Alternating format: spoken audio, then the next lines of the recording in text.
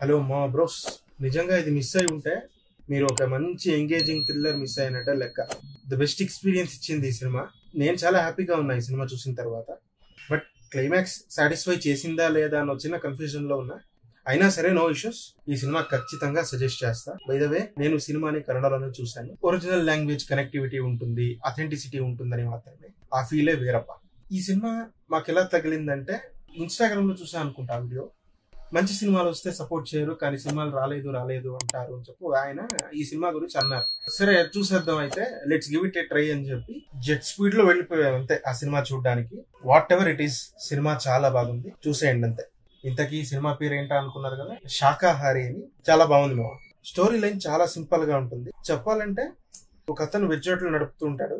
ఒక రోజు అతను హోటల్ కి ఖైదీ తప్పించుకుందామని వచ్చి దాక్కుంటాడు అక్కడ. తర్వాత ఏం జరిగింది, అసలు ఆ ఖైదీ ఎవరు ఏంటి అనేది కథ. చాలా బాగా డీల్ చేశారనిపిస్తుంది. బేసిక్ గా లైట్ గా దృశ్యం ఫీల్స్ ఇచ్చింది మామ సినిమా.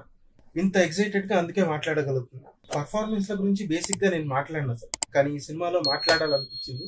రంగాయణ రఘు అండ్ గోపాల్ దేశ్ పాండే, ఈ ఇద్దరు చాలా బాగా పర్ఫార్మ్ చేశారు. లిటరల్ గా చించేశారు స్క్రీన్. యాక్టింగ్ అద్దరిపోయింది అసలు. ఏదో కొత్త ఫీలింగ్ ఉంది ఆ సినిమా చూస్తున్నంతసేపు. గోపాల్ అనే యాక్టర్ ని అవనే శ్రీమన్నారాయణ అనే కన్నడ సినిమాలో చూసాము. అంటే అది కూడా తెలుగు డబ్ అయింది అనుకోండి, అతడే శ్రీమన్నారాయణ అని. ఇంకా శాకాహారి అనే ఫిలం లో క్లైమాక్స్ లో వాళ్ళిద్దరు ఫేస్ ఆఫ్ ఉంటుంది, అద్దరిపోయింది అంతే. ఇది ఒక మర్డర్ మిస్టరీ థ్రిల్లర్ బేసిక్ గా. IMDb రేటింగ్ వచ్చేసి 7.7 ఉంది 10 కి. సినిమా రన్ టైం వచ్చేసి 2 hours 26 minutes ఉంది. అలా వెళ్ళిపోద్ది సినిమా, ఎక్కడా లాగ్ అనిపించదు.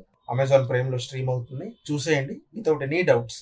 నన్ను నమ్మండి, చాలా తొందరగా ఎగ్జైటింగ్ ఐడియాస్ తో, ఎగ్జైటింగ్ వీడియోస్ తో మీ ముందుకు వచ్చేస్తాం మామ. ఉంటా మరి, సరేనా? కలుద్దాం.